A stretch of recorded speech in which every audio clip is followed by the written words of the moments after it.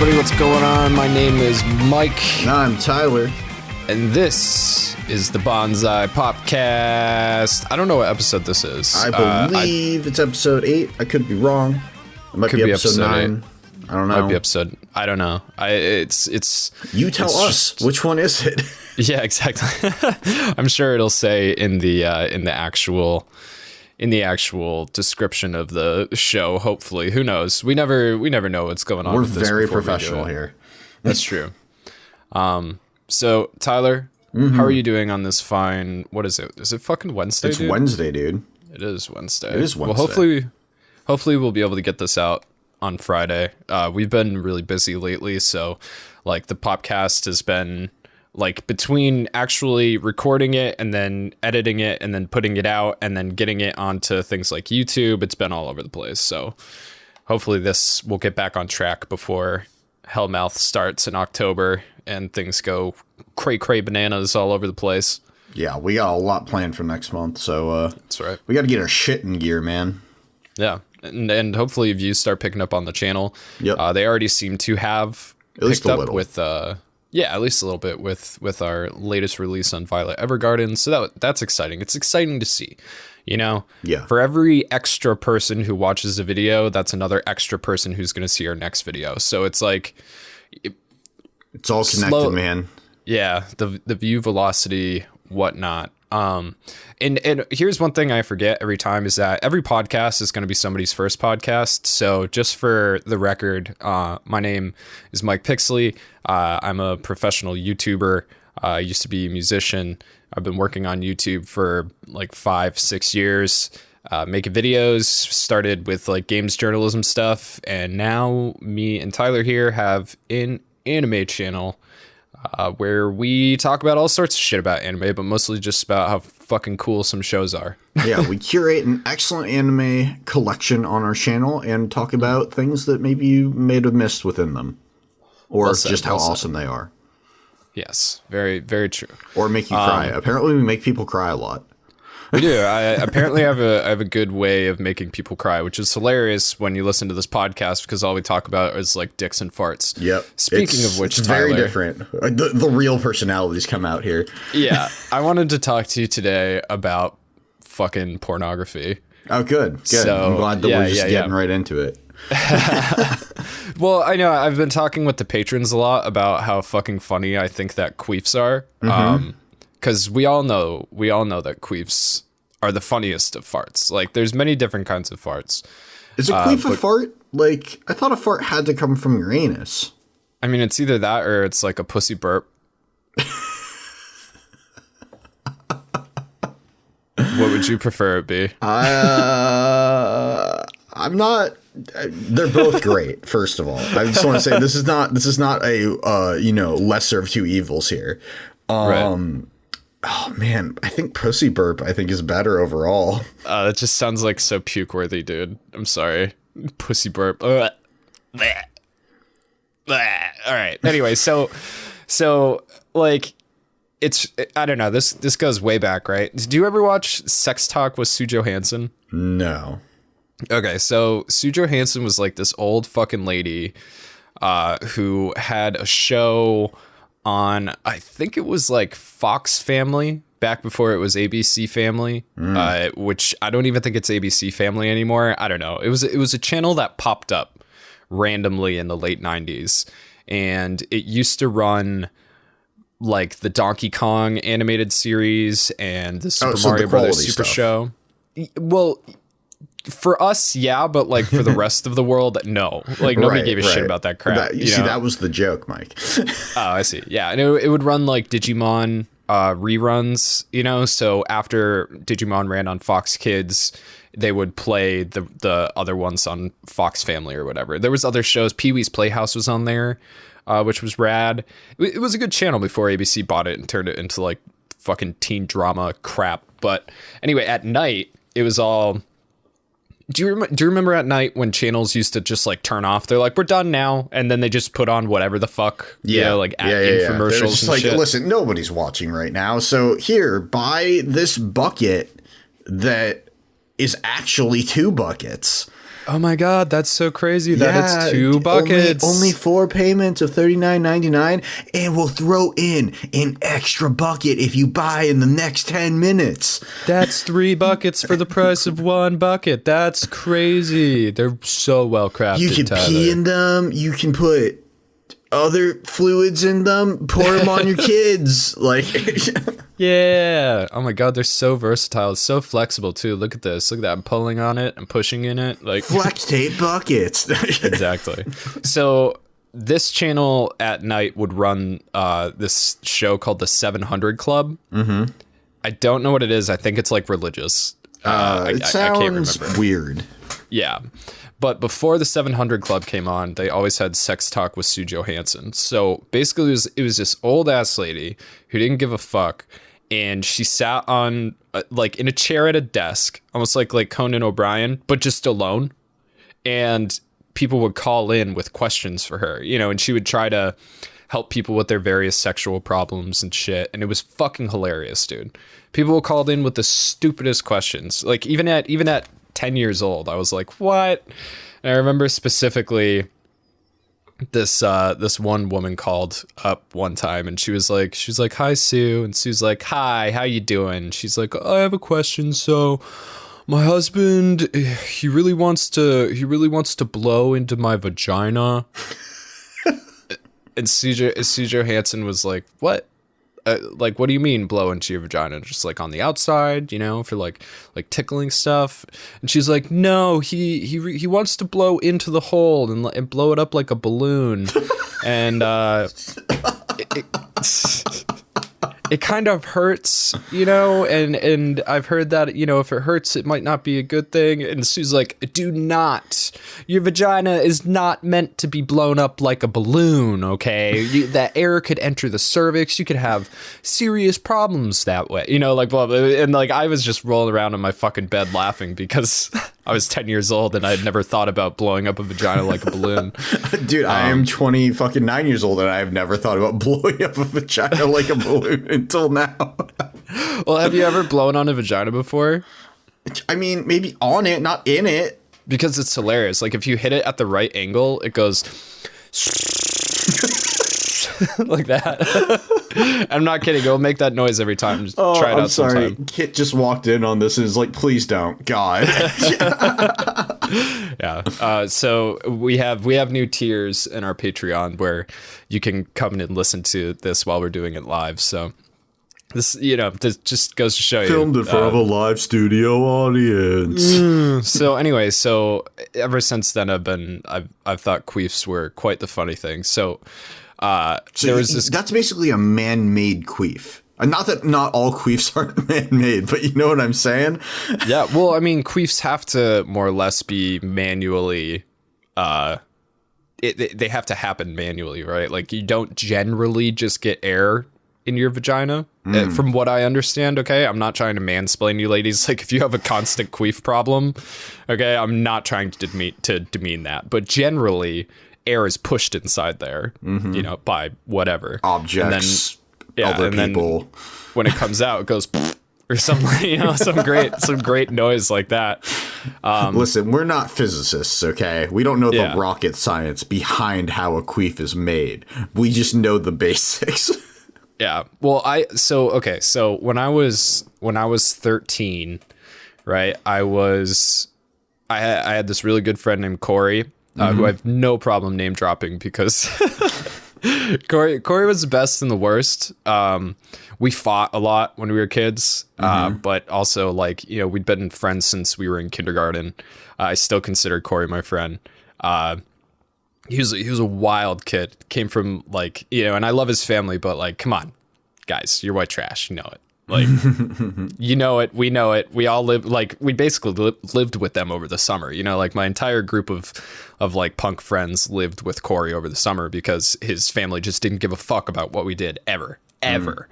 So I remember, oh God, I got fleas from his house one time, dude. Oh, yikes. It was the fucking worst. Like they had 2 or 3 dogs. 2 dogs? I don't remember. Anyway, but they always left their doors open at all times of the day.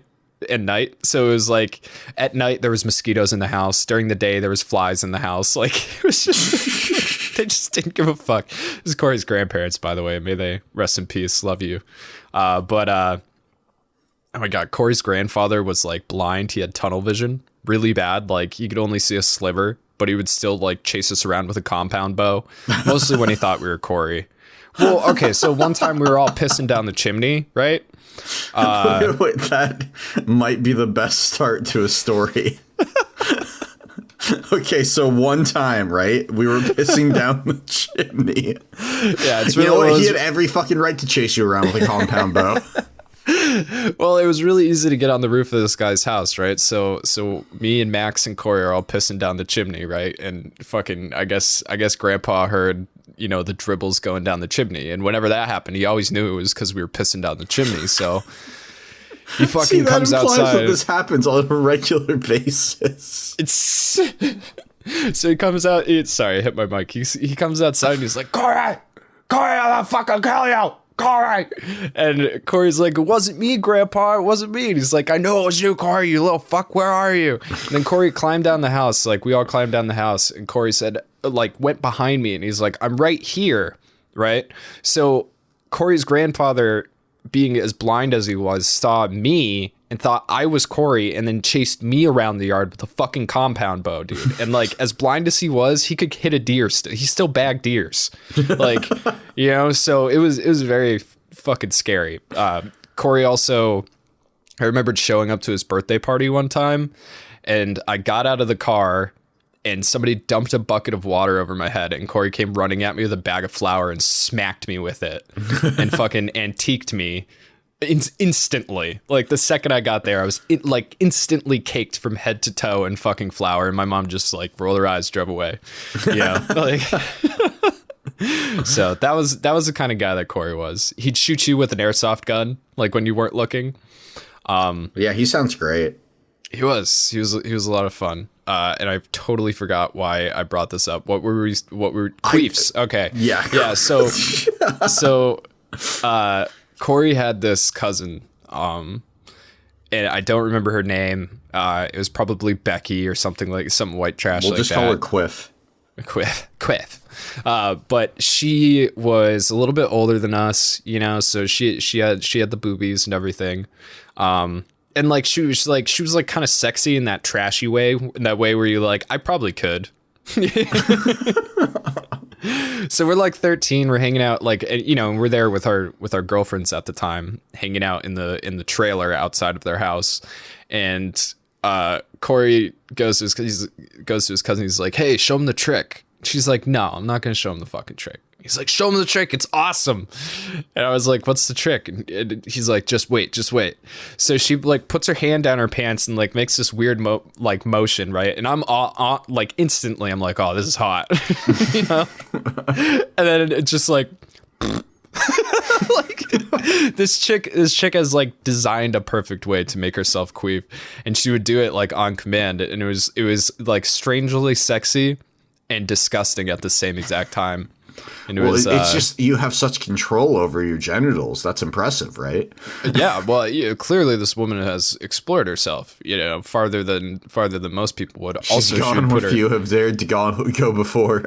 Yeah. Also, as a 13-year-old, like anybody touching their own vagina in front of you is going to make you fucking jizz in your pants. Like, let's be honest. Like, that was, at that time, that was one of the dirtiest things I've ever seen in my life. But I remember when I got together with Devin, you know, we got on the topic of queefs because that's what you do.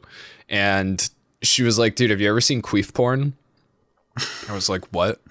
She's like, queef porn. It's like the funniest shit you'll ever fucking see in the world. And I was like, no. So she goes online and she finds fucking queef porn, and it is like, have you ever seen it? Can you describe it? I can't say that I have ever searched for queef porn. So if I remember correctly, the first video I saw was this, like, it's always some big bald like fucking steer of a guy. You know what I mean? Like well, I don't know. There's a type. Yeah, like I don't know if it's like I don't know if chicks like actually dig that, like the bald blocky type dudes. personally, like, that's not what gets me off, but like, fuck. So there's this big dude with big fat dick, right? And like some gross chick, big floppy vagina. And this guy is like just like going all the way out and all the way in as fast as he possibly can. Like dick all the way out and then slamming it all the way back in. And it's in a rhythm. It's like 1, 2, 3, 4, 5, 6, 7, 8. And then, you know, and then he pulls out as hard as he can, and the fucking vagina is just like, and it's just like 10 minutes of that, dude. Fucking 10 minutes in all different positions and shit. It's so fucking gross. What do you think are the rates that you get paid to make that versus regular porn? I don't know. I know, like, the more dicks that go in you at one time is more money. You know, anal is always more expensive than just vaginal. Oh, sure. Solo is you get paid the less for solo.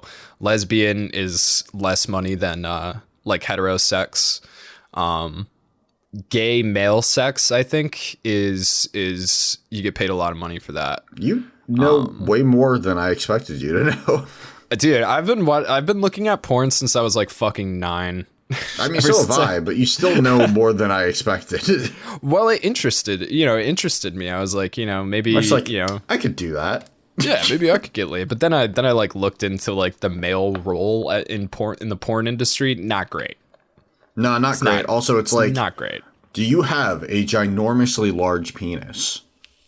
Are you 8 inches or more? Do you hurt women on a daily basis? Can you keep a boner when you can't feel the walls of somebody's vagina? That's the hardest part, right? Because like, yeah, I can do that.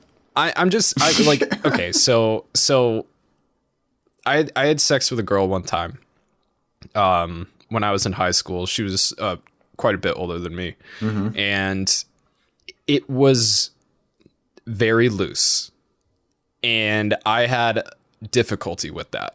You know what I mean? Especially with a condom on, dude. Like, the sensation was just not happening. And that's the only time I've ever dealt with that. You know what I mean? But yeah, it was... Have you ever had your dick numbed? Yes. By accident. Yeah, exactly. By accident. But I've had that happen to me before. Kit says she was so relaxed she liked you. Yeah, that's definitely what it was. I fully agree, Kit. That's definitely what it was. Yeah, there's like mouth sprays so that you can numb your mouth so that you can like do like severe deep throating. And I've had experiences on the receiving end where the person that I was playing with put their mouth on me a little early, and the numbing spray had not yet taken effect in just the mouth. And suddenly I was like, I can't. Where's my dick? I can't feel my dick, Doc. Did she eat it? Is it gone? What happened? Oh my god, dude. But you know what? I checked. I was like, you know what? Still hard. Cool. So weird. Yeah, like I remember I put this condom on backwards the wrong time. Like I put it on inside out, and it fucked up my dick for a long time. It's like putting on a contact the wrong way, man, but for your dick. Yeah, yeah, exactly. So anyway, so my point of bringing up this is because like queef farts were not necessarily my intro into very strange porn, but there's a lot of really strange porn out there. Have you ever seen little man porn? Is this a porn episode? Is that what we're doing today? No, this is just the intro. Okay, just making sure. Yeah. Okay. Like, have you ever seen little man porn? Yes. Like the tiny man porn? Did I show it to you? I think so. Like okay. So somebody somewhere decided that it would be really hot to have a giant man, and this is gay porn, by the way. Yep. A giant man and a very, very, very small man have sex, right? but there's no that doesn't exist in reality, so it's all CGI. Yeah, so like we're not talking small, like they're 4'5". We're talking like fits in the palm of your hand. Yeah, or well, like yeah, so like it's very strange, and there is so much of it, and it's like this dude's fucking like giant pole arm of a fucking dick in this like tiny little person. Like it's like hug jerking it. Yeah. Dude, like, it's so fucking weird. So that one is really great. I love thinking about, we've gotten multiple messages about people like, I listen to the Bonsai PopCast while I'm working out. I hope you're having a good workout, buddy. Yeah, have a good workout I hope you're enjoying this fucking porn talk at the gym. So the other one of the weirdest porn that I've ever seen is quicksand porn. That I have no idea what that is. So it's pretty benign. Like I'm gonna be honest with you. Like as far as like the dirty level, it's very benign. But just the strangeness of it. So my idea, like first of all, quicksand, because the kids don't fucking know what quicksand is anymore. Is just like it's like wet sand that you can sink in. Basically, it used to be the world's greatest fear.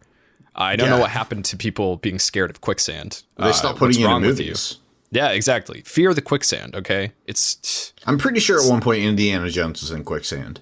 Yeah, well, that's what it is. It was like Indiana Jones and Tarzan and stuff like that. It was made quicksand out to be what it's not. Like, there's quicksand in Massachusetts. I've played in quicksand. It's something that happens with bogs, you know? Yep. What you really got to worry about is quicksand clay beds, because you will get stuck in the clay and you won't be able to get out. I've lost a couple pairs of shoes to clay beds. But anyway, so long story short, basically there's this whole like kink of like women naked in quicksand and going under the quicksand. And like, but it's so hammed up, dude. It is so hammed up. They're like, swallow me, quicksand. Take me, quicksand. Every inch of me, quicksand. And like they're like talking to the fucking. I'm not even. I wish I was exaggerating, but I'm actually quoting quicksand porn right now. Oh, I believe it.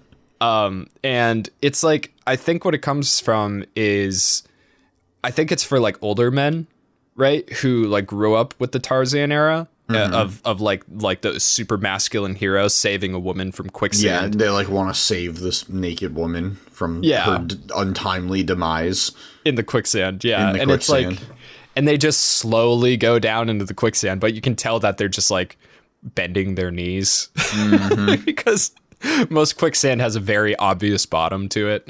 It's super fucking strange. But yeah, I think there's the man rescuing the lady idea, and then there's also like the penetrative idea of like slowly sinking into something, you know? I guess so. Yeah, there's something sexual about something for everybody. Yeah, in quicksand porn, Tyler. Something for everybody. Check that out after this. You should check that out. I know. Well, that's the most important takeaway of this is to check out quicksand porn because that shit is fucking amazing. Well, so have you ever seen box truck porn? Box truck? What? Yeah. It's actually a pretty neat idea. Oh, is that the glass, like the where the people one-way have sex? mirror shit? Yeah, the one-way glass truck. Yeah, they just like have sex like on a public street inside of this truck where you can see outside on all sides. See, I feel like that is where you like, that's more for the people who are doing it rather than for the people who are watching it. Like you get so much voyeur porn anyway, where like people are like out in the streets doing it. Like what's that fucking country that's always like, oh, I paid this girl $300, got blowjob, you know, like those fucking videos. You know like what I'm talking Austria about, right? Or something. Yeah, it's always like some Eastern European like weird or city Hungary, or something. I don't remember. Yeah, and they're always porn stars. Yeah, it's just so fucking dumb. Man inserts his head in vagina. I'm sure you've seen that video, right? No, I don't want to see a man insert his head into a vagina. His whole entire head, dude. Yeah, that's terrifying. Why would you do that? It's not even. If you haven't seen that video, and you're interested in this kind of smut, definitely look that one up. It's right here in front of me. It's not hard to find. Dude, please let's go on to the anime week. I'm ready. I'm ready to stop.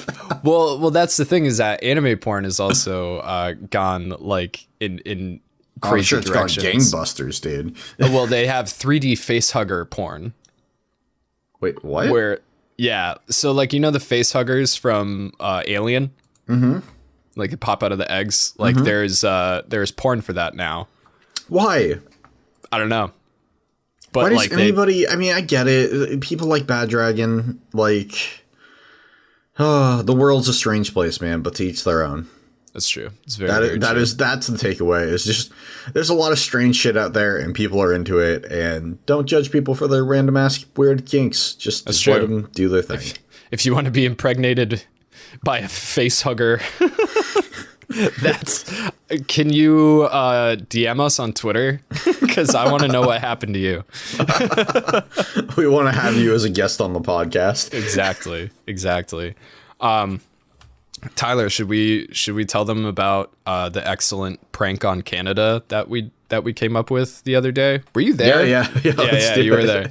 Okay, so I have this idea. Obviously, I can't do it, but I thought it would be very funny to go to Canada, right? So because the best thing about Canada, besides the maple syrup and the kind people, as long as you're not in Montreal, is like, you get free healthcare, you get this beautiful wilderness, right? Yep. So I thought it would be a really funny idea. And dude, tell me this wouldn't make a fucking shit. Like, this would be the most views ever on anything, right? Oh, absolutely. I mean, it would get demonetized, but it would still get the views. I don't know if it would get demonetized. Well, like, you'd have to do it subtly, but yeah, you would have to be classy about it. I mean, like, let's be real, right? This video, when this goes up on YouTube, is going to be demonetized within 5 minutes. Well, if we had monetization, which we still don't. Right. I'm not sure we're going to get it either when we get up there. It's hard to say. They're going to take a look at the podcast and be like, no. Episode 8 or 9. I don't give a fuck. So if and when we get monetized on YouTube for this podcast, I will make somebody review these videos every single time we get them monetized. Every single time. It's just our own form of payback. Yeah. Yep. And who knows? Maybe we'll get a fan. I was going to say, watch us get new fans. Yeah, from inside YouTube. They're like, oh my God, somebody else knows about quicksand porn? This is for me. Yeah, and then they finally reverse the switch on our regular channel, and they're like, there you go, guys. Quicksand porn is going to be what saves Bonsai Pop. So anyway, so one of my dreams is to once things are better, right? Once COVID is over and once all we this can stuff, travel. Things have, not even once we can travel, once things have settled down, right? Because I wouldn't want to go to Canada now and abuse their free healthcare system, because they're doing the world a favor. But like, once this horrible shit has died down, I think it would be a great idea to move to Canada and get something new stuck in my ass every day. Right? And you can get so inventive with that, because there's so many things that can fit in your ass. You'd be surprised. I don't think I would. I still think you'd be surprised. Like I remember this one time I clicked on this video because the thumbnail was different from the actual video. And it was just this old lady who bent over and shit out a Coke can. I was like, what the fuck? So if you can get a Coke can in your ass, I mean, look around your room, think of the possibilities. No, I was already thinking you could do theme stuff. Like for Christmas, you could do anal beads with the Christmas lights. Or just Christmas lights. No, that's what I'm saying. That's what I'm saying. Instead of anal beads, you would do Christmas lights. Yeah. And for Hanukkah, you could do a full menorah. But it's got to be the same doctor. Well, every time. Obviously. You know what I mean? So pick a hospital, go up there, start with a iPhone charger. Ask for the schedule for that particular doctor. Yeah, Doctor. What's a Canadian name? Dr. Gary Smith. Or Dr. Gary LaFontaine. Who's just gonna take Jeff's last name and put it on there? I'm looking for Dr. Gary LaFontaine. I seem to have another issue with my bum. I got a Power Ranger action figure stuck up there this time, and I need him to get it out. It would just be amazing. It'd be amazing. And I just want all those x-rays. Yeah. Is Mr. Fontaine, is Dr. Fontaine in? Because I was playing D&D last night, and well, you see, I have an entire dice bag filled with dice up my ass. And you just can't explain it to the doctor, though. He's like, "Why? How did this happen?" And you're like, "Oh, I don't know." Daily life, man. You know, like I was on my way to get a donut, and suddenly I was gonna send it, and it just went right up my ass. Like, I don't know. Bluetooth keyboard, dude. Yeah, Bluetooth keyboard. Oh man, but you gotta make sure it's turned on and connected. Yeah. And then just be like, oh, I just sat down on the couch and you know, I keep calling my grandma. She can't hear me. Like, my ex keeps saying I keep texting her. I'm not meaning to. literally butt dialing. Oh my god. Yes. See, this is what I'm talking about. People aren't inventive enough. But yeah, then you take all the x-rays photos and you go into Toronto and you make a fucking art exhibition out of them. And you call it In My Ass. I like it. Around the asshole in 80 days.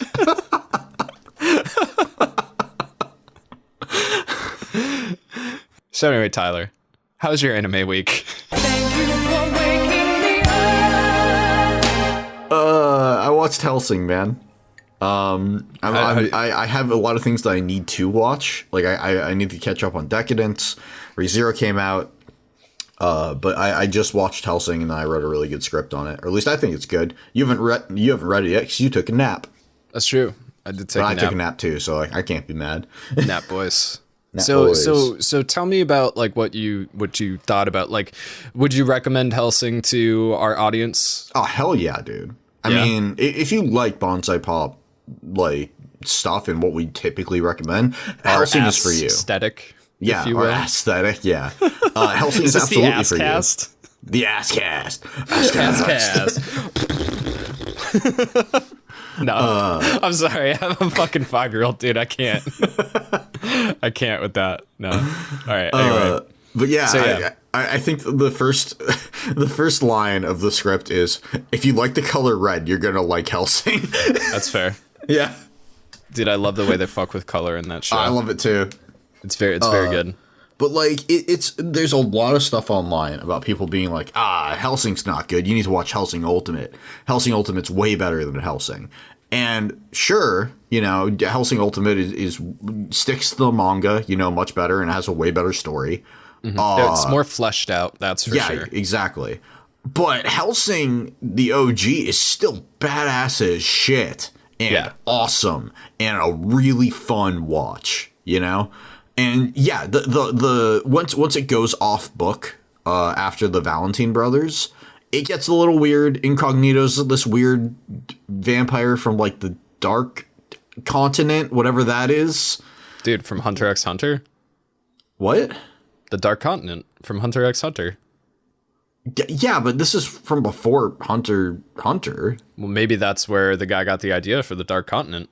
Maybe, but basically, like, we don't know what that is. Whatever, doesn't matter. If you like blood, gore, and a cocky douchebag, that's awesome. It's a great show. You know. See, I didn't even really see Hellsing as cocky. He just kind of seemed like a fucking psycho to me. You know what I mean? Like, he just loved what he did. You know, he's always fucking smiling and all sorts of shit. Like, oh, Kit says that's what they used to call Africa.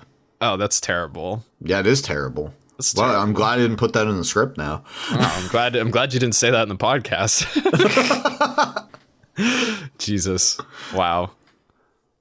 You know, when I think, like, oddly enough, like, when I think of, like, African mysteries, right? You know? Sure. For some reason, Indiana Jones and the Temple of Doom pops up into my head. But that's not fucking Africa. That's India. And I don't know why that happens. But, like, I like to imagine that there's a bunch of undiscovered, crazy cool, like, human ruins in Africa with, like, booby traps and just, like, dope shit. that one day we're gonna find, and it's gonna be amazing. Like, Also, Africa like has a Minecraft jungle temple. yeah, very much so, like that. You know, I mean, like there's so much cool stuff in Africa. Like that's always my favorite parts in nature documentaries is when they go to Africa, either Africa or the deep sea. You know, because like there's always some fucking random crazy ass cool thing in Africa that you just like never fucking heard about before. Oh yeah, I mean Africa is a really interesting place to study. I did a pro seminar on I think it was South Africa. And it was a really, really interesting course. What's a when pro I went. seminar?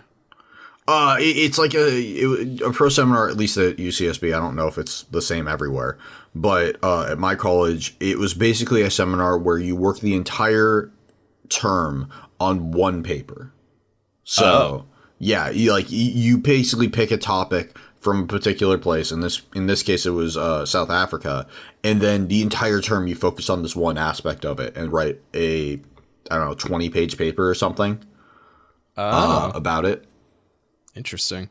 See, I've always wanted to learn more about Africa, but it's always so sad. Like once you start, you know, because immediately you find some article on Ethiopia, and it's like, horribly depressing.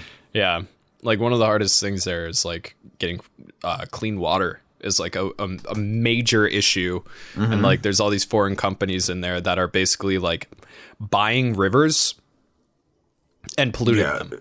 You know, like rivers that tribes people have been using for thousands of years that are there, and like they're now getting poisoned or dysentery or like all sorts of shit from the fucking like poisoned ass river. It's fucking crazy. How did we start talking about this? Oh yeah, Hellsing. Hellsing. Let's move back on to a cheerier dark topic. But yeah, Hellsing was dope as shit. There was definitely some interesting stuff that I got out of it, like analytically, but honestly, like when I wrote the script, I was like, this is dope. I really like my writing for like at least the first half of the script. I was just having fun with it, and just nice. There's like some really good alliteration going on in there, and some awesome descriptions, and it's fun to write about. It's fun to talk about because it's a fun show. It looks awesome. It feels awesome. It's, you know, like the first episode is Alucard just being like, I know you don't want to die tonight. And then being like, do you want to come with me? And she's like, yes. And then he just shoots her and fucking kills her and then brings her back as a vampire. Like, yeah. Dude, his guns are really cool too. Like, oh yeah, he has Vash the Stampede guns. Yeah. Which is awesome. So if you haven't seen Hellsing, like it's a show about a vampire who works for the Hellsing the Hellsing organization. Group, the organization, right, which is they're Protestant, right? Like that's the whole thing. Well, so basically the backstory, because I looked into the backstory with the manga and everything. The backstory is that Abraham von Helsing, which you probably know who that is from the Dracula books. Van Helsing, yeah. Yeah, the Dracula book, was the founder of the Hellsing organization. And basically, the history of Hellsing is the same as the story of Dracula, but at the end of the novel for Dracula, Dracula dies, and Hellsing diverges from that timeline and says that Dracula lives. Right. And Alucard is Dracula. Oh. Wait, did you just spoil everything? No. Oh, okay. Wait, but Alucard is literally Dracula backwards, dude. Right, but Alucard in most things is Dracula's son. Right, but in this, he's not. Like, it's very, very clear, both in the manga and in the show. Well, not so much in Hellsing, the original, although they do, like, kind of give you, like, a little teaser about it. Yeah. But in Hellsing Ultimate, they for sure are like, by the way, he's Dracula. Oh, okay. You know? Yeah. Because I started watching Hellsing Ultimate, and right away, like, there's a very obvious difference between Hellsing and Hellsing Ultimate, and that's the art style. Ultimate has a much newer, polished look to it. So when you're thinking about the original Hellsing, I would think around,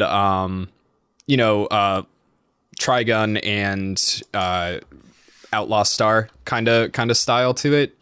Though it's it's a little bit cleaner, I think, than Outlaw Star, at least. Like there's definitely some jank in Outlaw Star that doesn't really exist in Hellsing. I don't think the lady cop is as well drawn in Hellsing as she could have been, but like the actual art of like when Hellsing is doing Hellsing stuff, or Alucard, when Alucard is doing his shit, like the action is fucking awesome looking. It is very, very cool. But in Hellsing Ultimate, it's more around the Full Metal Alchemist Brotherhood kind of style there. So there's definitely a it's like there's more anime kind of chibi faces here and there sometimes, and you know the lady cop can be like kind of cutesy sometimes, and like it's just much more polished. And they also added a bunch of 3D into it. Oh, really? Interesting. Yeah. Well, it didn't do the show any favors, in my opinion, except for when they did it with the guns. It looked really cool with the guns, but when the ghouls are 3D animated, it's just kind of fucking weird. I don't know. I'm not, you know me, I prefer the older style. Like I like the way that the original Hellsing looks, and that's part of the reason that we're covering it first. At least I do too. I like it a lot. It's also really interesting because like literally Alucard is Vash the Stampede in terms of look. Yeah. You know? Yeah. He's basically got the same coat. He's got the same coat, the same gun, the same like boots. Glasses. I think too. The glasses are exactly the same. The difference is the hair and the personality, really. Yeah. And the like and the vampire-ness. Yeah. Yeah. I mean, did you look at the studio to see, or the artist to see if it's the same guy? You know, I don't think I did, but it's not. I if I'm not mistaken, I can look this up really quick. Hellsing was a Gonzo creation. Mm-hmm. Same guys that did Afro Samurai. Right. And Trigun is Madhouse. Okay. But who wrote the mangas? Yeah, completely different authors, though. Okay, completely different authors. So which one came first? Because we got to figure out who stole whose look. Yeah, exactly. So the original run for Trigun started in May of 1995. And Hellsing manga, 1997. So actually, Vash came first. Vash came first. Hellsing stole Vash's look. Yeah. This is what we've learned. Yes. So did you watch anything else this week? Read anything? Nah, dude. I watched that. I was up until 4:30 last night writing and doing some other shit. And then I didn't get enough sleep. And I was like, I'm going to watch stuff before we record today. And then I didn't. Shit, we've watched two things with our patrons since we last recorded, right? I think. Well, yes, we've watched Perfect Blue and the first OVA for Devilman. Right. Yeah. So we didn't talk about Perfect Blue yet, right? I don't think that we did. So Perfect Blue is really cool. I'm planning on writing about it for this Hellmouth this year in October. So that'll be fun. I have to watch it again. Yeah. So Perfect Blue is another animated movie that was done by the same man who did Paprika, which is like another absolutely like fucked up fucking journey for your mind. Yep. What's the guy's name, Ty? You know it. I do. Yeah, I thought you knew it. Anyway, while Tyler's looking for that, I will. So the idea of the show is that there's this Japanese pop idol. Right. And you kind of have to know a little bit about like idol culture to understand what's going on within the movie and why this woman begins to have this like fucking nervous breakdown. Is being a star in Japan, being a singer in Japan, you have to follow this very clean lifestyle. You know, there's a reason that they call them idols. You're supposed to be an idol to... It's a Satoshi Kon, by the way. Satoshi Kon? Kon, yeah. Yeah. Satoshi Kon. And he's deceased, I believe. Right? I'm pretty sure I he don't know. passed You're asking away. all these questions I don't know, man. You should know this shit. It's your job. Pretty sure he passed away. It was like a real tragedy. When it happened. He died in 2010. Yeah, so he was at the age of 46, so pretty young. Yeah, he was like set up to. I mean, the legacy that he left behind is insane. But yeah, so being a pop idol, you have to leave this very clean, pristine, idealistic lifestyle, right? You have to be pure. Yeah, exactly. Like it's very common for, you know, the women at least to be virgins, and if they're not, to pretend like they are. Like, you know, they don't date. It's strange. It's again, it's a very Japanese thing. But she doesn't want to do that. The main character in this movie doesn't want to do that anymore, so she shifts over to acting, and you know she wants to get bigger. That's kind of like she. It's kind of unclear whether or not she wants to do it, or whether or not her agents, like one of her agents, wants her to switch over because it would be better for her. Right. You know. Yeah, there seemed to be a little bit of discrepancy. The movie is very confusing. I've only seen it once through so far, so I'm gonna have to watch it at least one more time, maybe twice. Yeah. Because at the end you get this big reveal, so now I need to go back and watch it through and kind of put the pieces together. But basically what it is it's this very well done, just complete mental breakdown of this woman who has changed her lifestyle up and her image, and it's a very clear conscious break, you know, where the illusion of yourself is crumbling before you, and you are trying to put those pieces back together, make sense of it. But she's also being like kind of tortured by these mysterious, not forces, but other people. And you don't know if it's actually her that are doing it, or if it's somebody else that's doing it, or if she's just actually losing her fucking mind and there's murders that are happening. It's like almost portrayed as like this identity crisis, right? Yeah. Of the who she is becoming versus who she was. But there's you more don't layers. know for sure if it's actually just in her mind, or if things are actually happening until like the end. Yeah, it's very wacky. I recommend it highly, but also, you know, it's an older anime. We've gotten to the point now in the Discord where we do these watch parties where we're like, this is an anime before 2000. There is probably going to be a rape scene in it. Just watch it. You know, watch out for that. Yeah, because there's no warning half the time. Yeah. It just happens. And like the ratings are all ridiculous. None of them are correct. Like Go-Go 13 has one of the worst rape scenes that we've seen in a long time. Like just in terms of like emotionally how it makes you feel, and like it's bad. Yeah. And that's rated 13 plus. Yeah, I didn't like the way I described it last time, because I said it wasn't violent. It isn't graphic. That's the best way that I can describe the scene in Go-Go 13. It's not graphic, but it is violent. You know, it's still very visceral. Yeah, and like palpable. Yeah, it's gross. And then, like Tyler said, we watched the original Devilman OVA called The Birth. And if you've seen Devilman Crybaby on Netflix, it's the first episode extended into an hour, but done in 1988, I believe. I think it was 87, but it might be 88. Might have been 87. Either way, it's very 80s. It's early.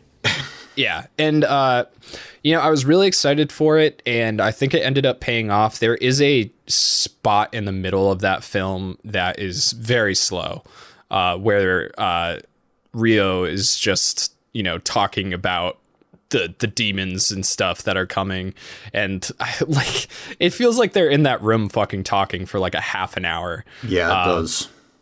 But, you know, the end is like the end of the first episode, except again, it's done in that art style that is just like absolutely fantastic. It's the hyperviolence, the body horror and all that stuff is so good. I'm really excited to dive into the Devilman anime. I think it's only 39 episodes. And then we have the second OVA that we're going to be watching sometime soon. So Devilman is also one of the things that we're going to be covering in October. I love Devilman. He's such an interesting character in the Japanese mythos. He's kind of like the American Swamp Thing. You know what I mean? Where like you can kind of just put Swamp Thing in any story, and it'll always work. or like Boogeyman. Yeah, exactly. It's very interesting, and I have a interesting history with Devilman as well, personally. Like, we have comic shops out here, right? Like, we have plenty of comic shops, especially considering that Ninja Turtles originated here. So we have a bit of a comic culture, but our comic shops don't really sell manga. And if they do, it's like, you know, they got the Pokemon Takabon volumes, or whatever, you know, nothing good. And nothing in a way where it's like, oh, like, here's every issue of Yu Yu Hakusho, I'll just pick that up. Like, you know, that's one of the things that I want the most, is every issue of Yu Yu Hakusho, even though I know that I know the creator of Yu Yu Hakusho got burned out wicked hard. So the difference between his first 100 chapters to his second 100 chapters is like night and day. But yeah, so one of the only places around here to get manga is Barnes and Noble, you know. And that is also awful to try and get, because, like, you know, they have like 1 to 8, 12, 16 and 32 of a series. And like, right. And it's like, great. So yeah, but they I wonder what happens next. Right. But they always had Devilman there, you know, Devilman Crybaby, Devilman, whatever, like any Devilman series. And Devilman, the thing that interested me the most is that it was always wrapped. So you couldn't just pick it up and open it. You had to buy it. You had to buy it, which obviously I didn't do. I just unwrapped it and fucking read it, or, you know, read it in the store. The reason that it's wrapped is because it's super gory. It's got lots of tits and vaginas in it and shit, you know, and peepees and all sorts of stuff. And it was the first time that I read a manga that I was like, wow, like, this has just no censorship in it at all whatsoever. And it's really fucking cool. So I'm really excited to do some Devilman content. Yeah, and I'm really hoping that we can pull it off without getting demonetized for it. I think we will be able to. I think as long as we leave Crybaby out of the title, I think part of the reason I'm just worried about the new age gating shit that is going on YouTube. Yeah, I just want to stay as far away from it as we possibly can. Yeah, for those of you who don't know, or like don't keep up on YouTube news, because why would you if it doesn't affect you? YouTube is rolling out new machine learning for their age gating software, basically. So it used to be like, you choose whether or not your video is 18 plus, and nobody would ever choose that because you don't make any money from it. So, you know, if your video gets hit for demonetization, sometimes it would get age gated too. Not often, but it would happen. Yeah. Now they're rolling out software that will automatically age gate your videos if it deems it too graphic, sexual, sensitive, whatever. They think it's for people who are only 17 and up, basically. Yeah, whatever their arbitrary fucking definition is of 18 plus, because it is completely arbitrary. And if you guys remember what their last machine learning project was when they rolled it out, that was the adpocalypse, when everybody got hit for demonetization shit when they shouldn't have. And literally killed our old channel Treesicle. So I'm fucking cautious and worried and scared about that. So I want to stay as far away from it as possible. You know what though? Like, here's the deal. So I guess we'll move into our next section, which is Patreon. Patreon.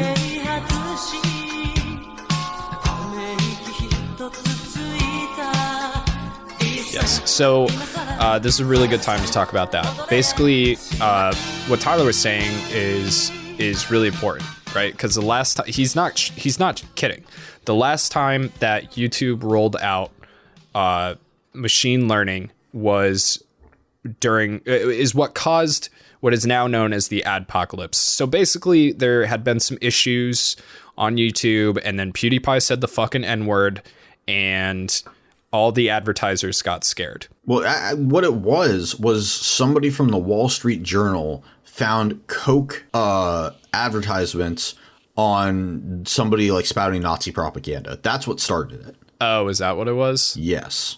Okay. And made an article about it in the Wall Street Journal, and it blew up. Right. And then PewDiePie said the N-word. And then PewDiePie said the N-word, yes. Yeah. what happened is a bunch of advertisers got scared. They were like, all right, well, if our advertisements are on videos like this, that makes us look like we're sponsoring these videos. You know what I mean? Which it doesn't. Nobody fucking thinks that. That's just stupid. But they don't want to tarnish their image anyway, in any way. You know what? Like Coke, the fucking diabetes kings of the world don't want people to think that like they're down with Nazi propaganda. They just want to kill you slowly with sugar. It's capitalism at its finest. That's exactly what you're right, Kit. So it basically, when this happened, YouTube was like, all right, well, we have to crack down on videos. We have to crack down on, what is suitable for advertisers or not. But we have 10,000 hours of content being uploaded every minute or something like that. Back then. It's something ridiculous. Yeah. And there is no way, no army could go through that material, and get paid and everything like that. It's just not feasible to do that. So they literally were forced to create an algorithm, a bot basically, to go through that content and do it automatically. Right. Yep. Because a bot has unlimited fingers. And the thing, this might even sound like I'm sticking up for YouTube. I'm fucking not, the more automated they've made their site, the more horrible it has been for every single person that had a dream of YouTube. It's terrible. Yep. And what this ended up happening was the bot went fucking rogue. Well, what they did was they released an imperfect bot that hadn't been tested because they were like, oh shit, we're losing advertisers. We need this out now. So it doesn't matter if it hits too many people, because as long as it's hitting people and we're hitting the right people, it doesn't matter if we hit the wrong people. Right. And so this bot went out and started doing its thing, and everybody was getting demonetized for everything. Or I should say most people were getting demonetized for everything and anything. Like we at Tree School were getting demonetized fucking constantly. We got hit. We were releasing a video a week. I believe that's correct at the time. At least. Well, let's just say it was a video a week, right? Because that makes the math easy. We got hit, and I remember this because we've talked about it multiple times. Out of 15 videos, we got hit with 12 of them for demonetization. Yeah. Which it happens as soon as you release the video. Like, it didn't happen beforehand. It happened when you released it. You couldn't fix it. They finally got that later where they were like, okay, now you can fix it before you release the video. Thanks, YouTube. But when it first came out, you couldn't do that. You had to wait until the video was already public and get it reviewed. So the vast majority of your views did not make you any money, and you got less views. So if that happened and we did that for 15 weeks in a row, that's multiple months. That's like 4 fucking months. Without getting paid. Without getting paid correctly, and with the channel getting hurt over and over and over again. Yeah. And it literally destroyed our channel. Like, we never recovered from that moment. 2 years down the road, after struggling, it just caved in on itself. Mm-hmm. And because basically when all that stuff was going on, because we were getting hit so often, YouTube was like, oh, well, this is a channel. This is a problem channel. This is a trouble channel. So, we're going to be extra strict and extra cautious with them. Like our CPM, which is our, how much money we make per 1,000 views, continued to go down. We got worse ads on our videos. And like, here's the thing, right? Is honestly, not getting paid is not the worst thing that happens when you get demonetized. And that's what people don't understand. Like, everybody thinks like, oh, people are just whining because they're not making money off of just doing stupid videos. It's like, no, that's not the problem, right? A lot of us aren't in this for fucking money. Like, unless you have over 1 million subscribers and are constantly getting videos with 500,000 views plus on them, you're not making fucking ridiculous money. Like, you're not a rock star, like you're getting by, you're living like a normal life. The biggest problem with getting demonetized is that because YouTube and creators share money, we split it down the middle, right? YouTube doesn't care about videos that aren't making money because it doesn't make sense for them. Why would YouTube want to distract you from a video that will make them money? when, you know, your video won't. So Right. when you have a So demonetized, why would they ever promote a video? yeah, why would they ever promote a doesn't make them demonetized video? money. They don't do it, right? So, and then that affects snowballs, because if you don't watch a video 1 week from a channel, you're less likely to have that channel recommended to you again. And if you don't use your subscription box, which you should, then you're gonna lose track of that channel. And it happens all the time. I mean, YouTube is over a decade old, almost 2 at this point, and people still don't know how to use a subscription box. That's why you subscribe to a channel. You subscribe to a channel so that every time they upload, you go to like you check your subscription box once a day. It's like checking your email. You know, oh hey, here's a new video from one of my favorite channels. Like bada bing, bada boom, there it is. But yeah, so that is the worst part, is the fact that this snowball effect happens where more and more people start losing track of your channel because YouTube isn't recommending your videos. And this age gating thing is going to do the same thing that demonetization does, right? YouTube will not recommend a video that's made for 18 plus. Because it's going to be demonetized. That is a creator term, because you make nothing on those videos. And by nothing, I mean you make 20 cents in a month on those videos, even if they're getting thousands and thousands of views. Yeah. And they have not come up with a program yet to put advertisements on 18 plus content. Yeah, So- but YouTube's politically correct term is limited to no ads. Yeah. So stupid. So anyway, so the reason that we're talking about this and going into depth on it is that when we started Bonsai Pop, we decided that the first thing that is going to be the most important thing to us will be Patreon, because we watched our very successful gaming channel die slowly and painfully. It literally like a cancer patient. It was fucking horrible. You know, like that channel was on hospice for a year, and we did everything that we could to fix it, and it still died, you know? And the only reason it happened was because fucking life is unfair, you know? Yeah. YouTube is unfair. And we never wanted that to happen with Bonsai Pop again. So we started this Patreon, right? You know, it's mostly we needed steady income, and we wanted to build a tight community, and we have. It's a fucking excellent community, and we have, you know, Patreon testimonials. And I have one right here from Digbat. He says, okay, big thing coming down the line, more than I would expect to write about, but I'm 3 minutes into Japan Sing, so I wanted to comment. So I'm a creative, and I take creative and artistic things seriously. I like to think deeply on things and what they represent and their impact on people. In reference to the Afro Samurai video situation and how it holds relevance to my current point, I mixed black and white. I'll say that it's shitty how YouTube has treated creative content with a message. I love Bonsai Pop. I have an uncle who's a college professor in New York City that, again, for relevance, is black, and most of his curriculum is on race relations and representation in media. To what extent, I don't know for certain. I made it a point to bring the Afro video to his attention, as well as my mother, who is mixed black and white. The stuff Bonsai Pop makes is really profound, and I want to say I hold you guys in high regard. Also, my family really loved the video and what you guys had to say therein.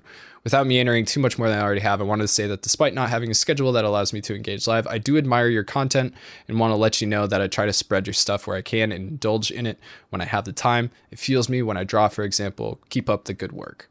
And that is one of our Patreon patrons, Digbat. It's hard to explain how awesome the community is within our Patreon and the Discord. I mean, it's always active. It's always lively. People have made really good friends. People have gone out and visited each other. Yeah, you know, we have Bonsai Pop meetups that we aren't even a part of. Yeah. Yeah, that are happening in the Midwest, that are happening on the West Coast, that are happening in the Southeast. Like, you know, we have people from different countries that have crossed borders because they fell in love on the Discord. You know, yeah, we have somebody right now who's having a really hard time because of work and stuff, and they haven't been able to be on the Discord and hang out with their friends. And their friends came together, and I helped them make something from the Patreon to them to help cheer them up and let them know that they're not alone.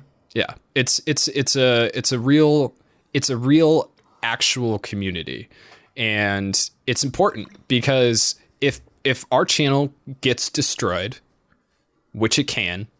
Like, it legitimately can get destroyed at any time. This is another one of those machine learning things that could destroy a channel.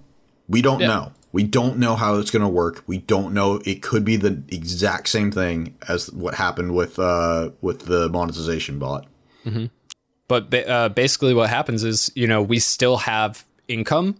We can still make content, and we can start up a new channel and have a flat base of people that will support that, and we can rise back up through the algorithm just like we did last time. Yep. And it's amazing. So hopefully, if you're interested, I would love to see you join the Bonsai Pop cult. It's $1 is our lowest tier. We always keep that $1 tier, even though basically, honestly, like at $1, we make very, very little money off of that. It's like 30 cents, maybe.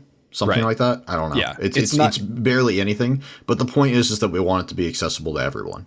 To everybody, exactly. And it's not, you know, it's not about crazy profit. We're not trying to become millionaires. We're not trying to e-cry to you. You know, we're not trying to e-beg. What we're trying to do is make what we do more than just content. We want to make it like a home, a family, and honestly, we've already done that, but we would love to make it bigger. So check out our Patreon, Bonsai Pop, or patreon.com/bonsaipop. And let's talk about video games.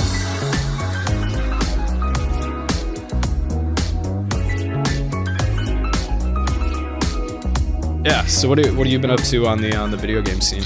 Yakuza. Yeah. So you were telling me you beat the first one, now you're on to the second one. Yeah, so just to recap real quick, my birthday was the 31st of August, and Mike was like, I'm getting you some games. And I was like, sick, dude. You do it. He's like, I'm getting you Yakuza games. I'm like, cool, never played them. So he sent me Yakuza Kiwami and then Yakuza Kiwami 2.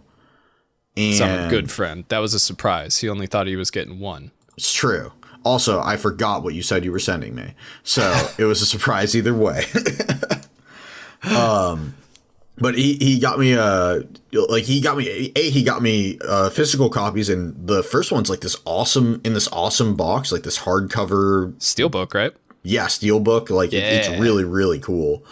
And I played through the first Yakuza game, and it was dope, and it was fun, and it was interesting, and the plot was cool, and like everything about it was excellent except for the boss fights. You never got over those boss fights, huh? They got better, but they never got good, in my opinion. I never had a boss fight where I was like, yeah, that was a good boss fight, you know? Right. There are games like Dark Souls is a great example. When you beat a boss in Dark Souls, you get that like boss adrenaline rush of you're just like, woo, I just beat something like hard fucking core. And it's just like, I just beat an enemy with more health bars in Yakuza, basically. Yeah. You know? It never had that boss experience to me. But the rest of the game is fucking dope. You know, there's so much to do. There's so much that you can do in Kamurocho. There's so many mini games, there's so many card games and mahjong and shogi and pocket circuit, and like there's gambling, blackjack, roulette, fucking poker. Like there's so much to do all over the place. You can go out on like these weird cabaret dates and make them kind of fall in love with you for one night stands. Like, yeah, and then you get so sidetracked all over the place too. Like, you know, you'll be fucking like just walking downtown, and then all of a sudden like somebody runs out at you and they're like, hey, fucking, you know, I needed this, that, and the other thing, and like, oh, my race car got away, or I lost my cat, or you know, like some crazy shit, and it's just fucking yeah. I played that game easily for 3 hours straight one day and never got to the main objective. I see. So that game was an excellent experience. I really, really enjoyed it. The fighting mechanics were pretty good.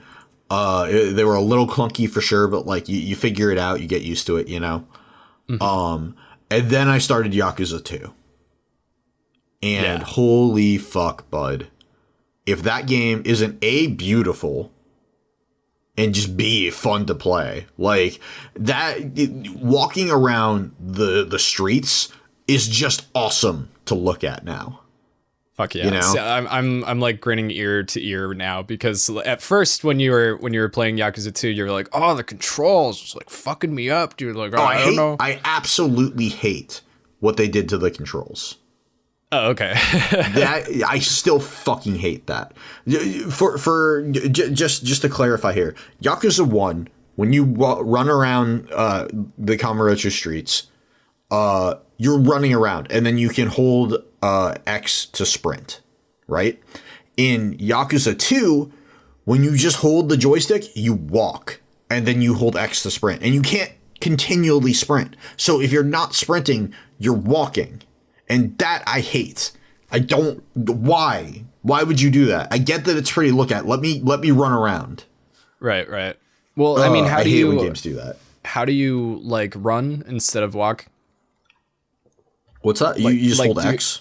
Oh, you hold X. Oh, okay. Yeah, I see what you're talking about. But there's a certain, you can't do it forever. You know, you have a stamina bar basically that you can't see, and then you run out of stamina, and then fucking Kiryu gets tired and goes over and goes, and then you have to walk for a bit. By the way, Tyler, since we're talking about birthdays and video games, I found so we've done multiple podcasts throughout like the last couple weeks, and every time we start, Tyler's like, "Oh, I want to get you a vinyl for your birthday, dude," and like he's always like, "Oh, we'll talk about it on the podcast." And then we never do. I found the one that I want for my birthday. Oh, nice. What is it? I'll send it to you right here in our private chat, but it's Castlevania, Super Castlevania 4. It's a 2 LP set, and it's pretty cheap for what it is, and it's great. It's Prime next day delivery. Yeah, send me your address and then we'll send that to you. I'll send it to you. I'll send it to you right now. Hearing it live, me sending Mike a thing for his birthday. It's birthday month. My birthday just happened at the beginning or at the very end of last month.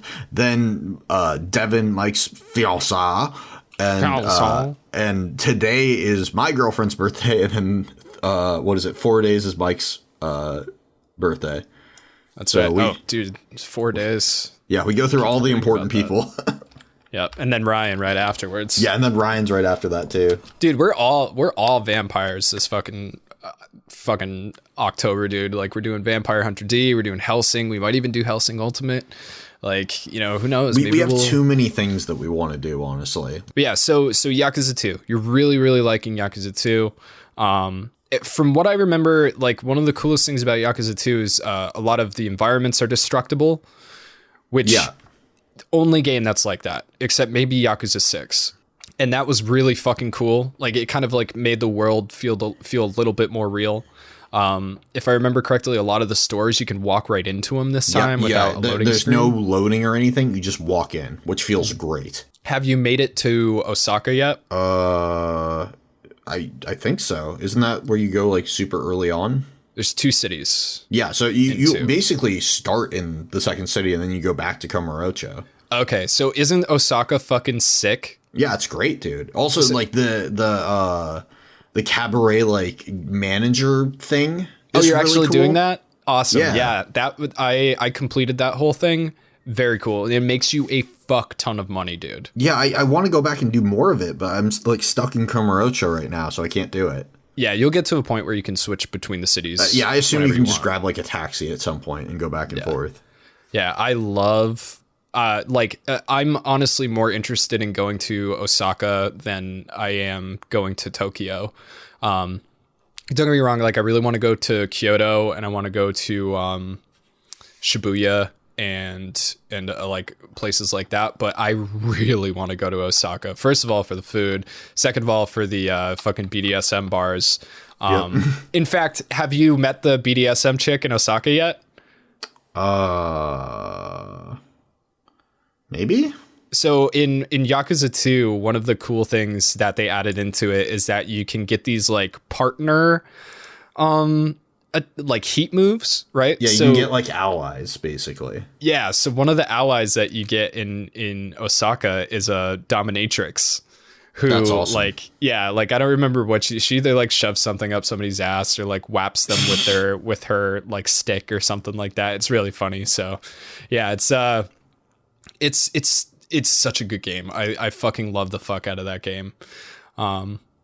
And then hopefully afterwards, I mean, if you're still feeling Yakuza afterwards, Yakuza 0 is the one to go after 2, because it'll explain a lot more of 1 and 2 to you. And then from there on, like, you can do whatever you want, you know? I mean, the story for a large part of it is kind of the growth of the little girl. Haruko, yeah. So Haruko, she becomes like a pop star. Like, she has like her own whole storyline. And by Yakuza 6, she's all grown up. You know, so damn, yeah, that's awesome. awesome. It's very cool. It's very, very cool.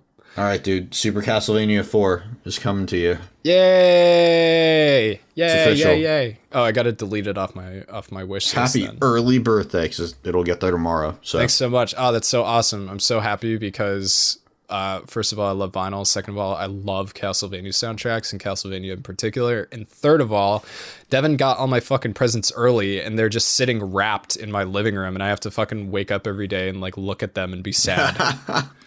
It's very frustrating. feels bad, man.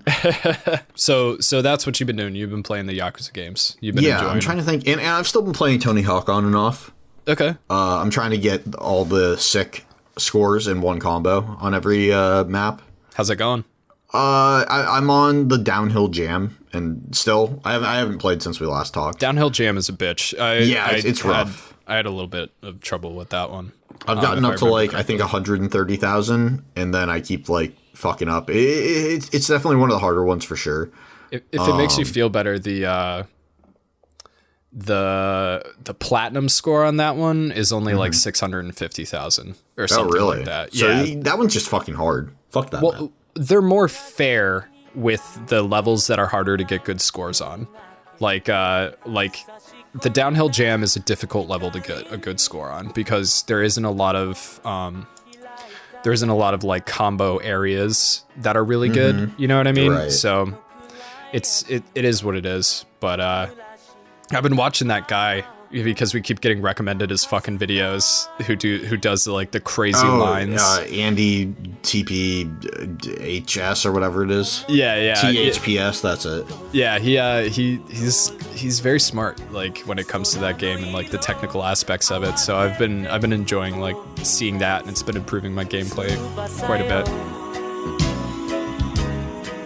こんな朝のような心になれそうな Morning glow. But yeah, so for myself, I've been playing Tony Hawk, but I picked up the Mario Anniversary Pack. Oh yeah, I'm gonna get that too once I'm done with Yakuza probably. It's definitely worth it. I knew it would be. Just being able to have Super Mario 64 on my Switch is already worth it for me. And it is upgraded too. It looks much better than it ever has before. Like anytime I've gone back to the the N64, I'm always like, ew. You know, I don't want to shit on the N64 because obviously at a time it was one of my very favorite my favorite console of all time, you know? Well, yeah, and it was also revolutionary for the time. Exactly. But now going back, it looks like shit. Let's just be honest. Like it absolutely does. Like if you ever look at Link's face in Ocarina of Time, it looks like somebody put a potato in a fucking like green condom. Like it's bad with a big pointy fucking nose. Yeah, with like a carrot sticking out of it. Yeah. Yeah. So the problem with a lot of shit that's going on or went on at the time was that these new oh my god, I just like popped up on Twitter and it's just like an instantly like horrifying video. Okay, anyway. So those consoles had issues with color, and Mario 64 was probably one of the most colorful games on the N64. That and Banjo-Kazooie and trying to think of some other ones. But if you go back and you play like Mario Kart 64 and stuff, it's very muddy. Everything is muddy looking, and it's a fucking shame, right? Because back then they were making games that I wish they were making now. And if they were making them now, they would be so gorgeous. You know, right. I mean, there's people that have done it, like Ori and the Blind Forest and stuff like that. Like that game is breathtaking. That game is beautiful. I also really like Hollow Knight a lot. I think Hollow Knight's a really great looking game. It uses the color palettes that it uses really, really well. Yeah, that's true. Hollow Knight was a lot of fun too.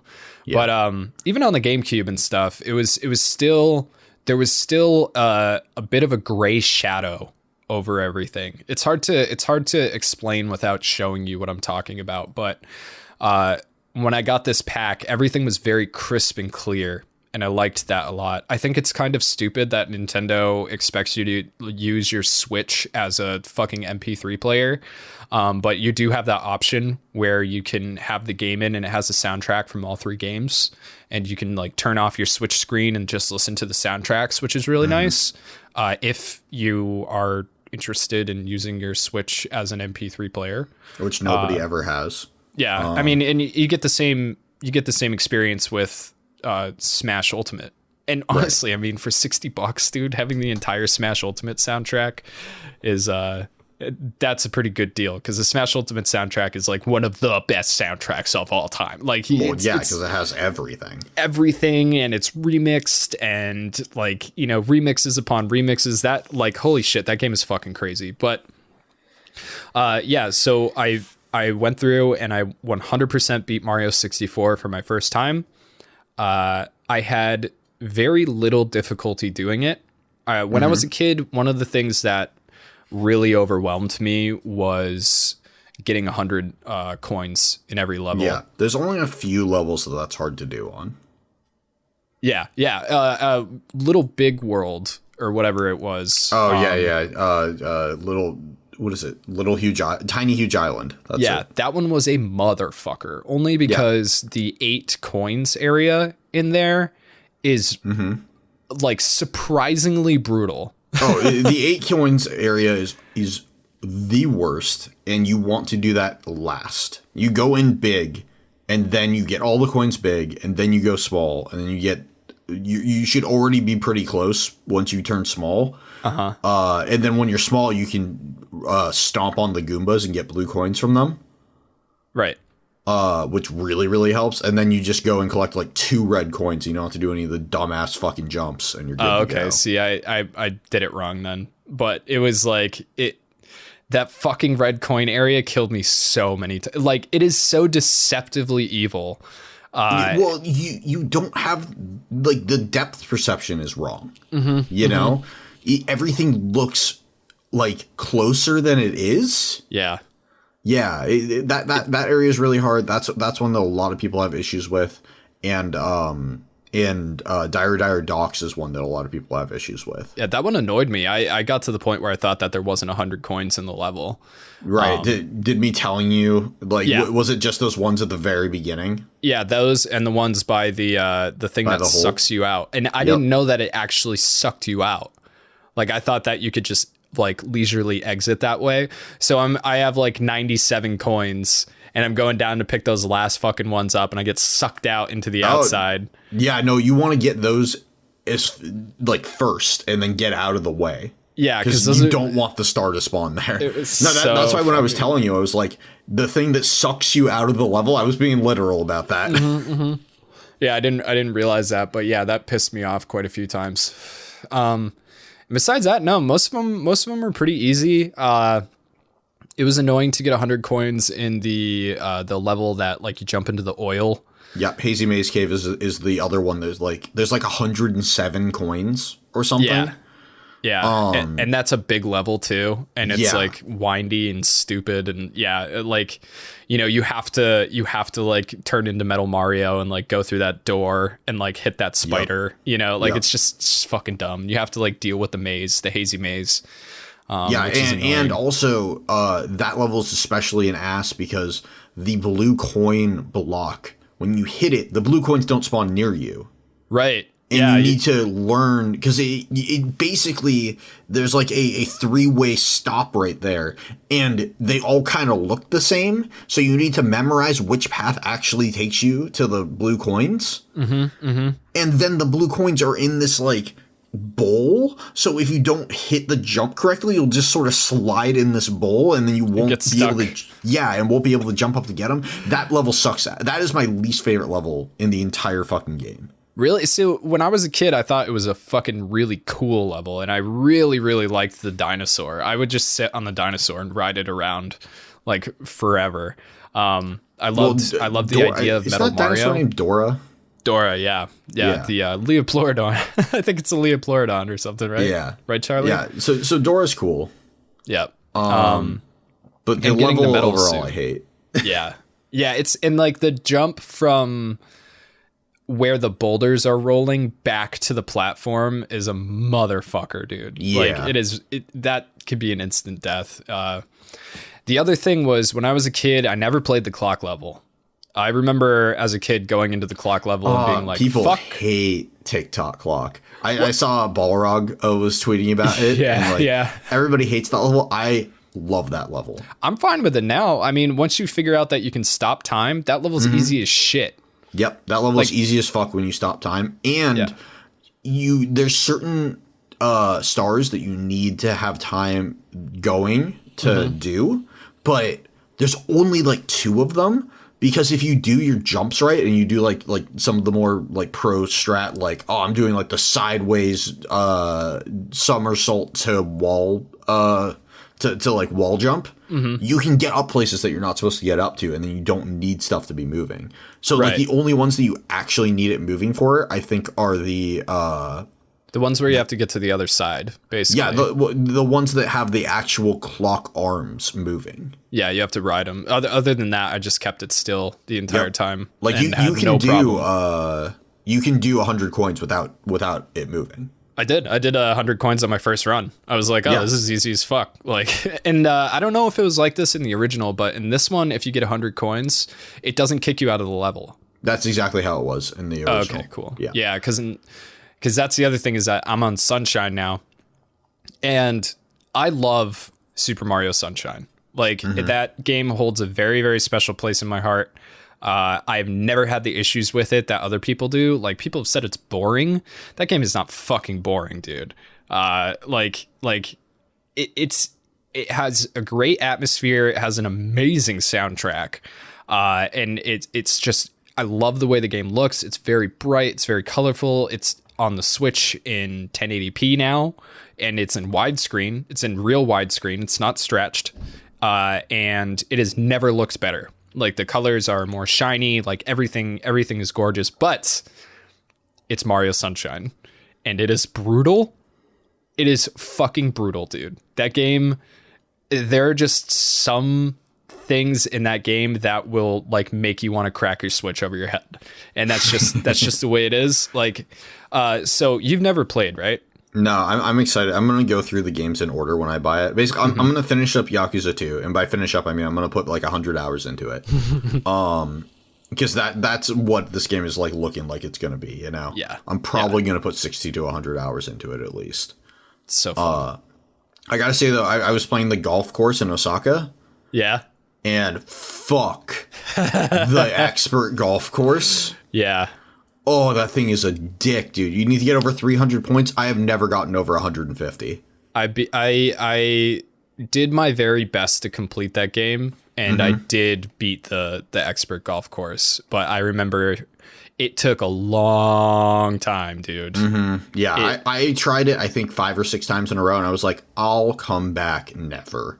Yeah, because there's like loading screens and stuff, and you got to wait for. It's not like an instantaneous like, all right, you're doing it. You know, it's like you gotta. It's tedious and it's crazy, especially considering that like you can go through like all of the darts, you know, all the dart girls or the dart sisters, and those are easy as fuck. Yeah, darts was really fun in that game. I love darts in that game. Like they took darts from the first game and made it so much better. Yeah, the darts is different in every single one of the games, by the way. That's awesome. But not always. Like, darts in Yakuza 3 is fucked. Oh, really? Like, yeah, like some of them are much harder than others. Yakuza 6 was fine. Well, Yakuza 2 is definitely harder than Yakuza 1 for darts, but it was also like I was getting like triple 20 almost every throw from the beginning. You know? Yeah, Yakuza 3 and 4 will fuck you up because it depends on how hard you throw the dart, where it goes. So it's very strange. And if you're drunk, forget about it. You know, like in the game or not in the game, like right. you're just gonna fuck up so bad. But yeah, I love it. But yeah, so Super Mario Sunshine has been, first of all, it's great going from 64 to Sunshine because it's like you feel like you were a robot and now you're an actual person.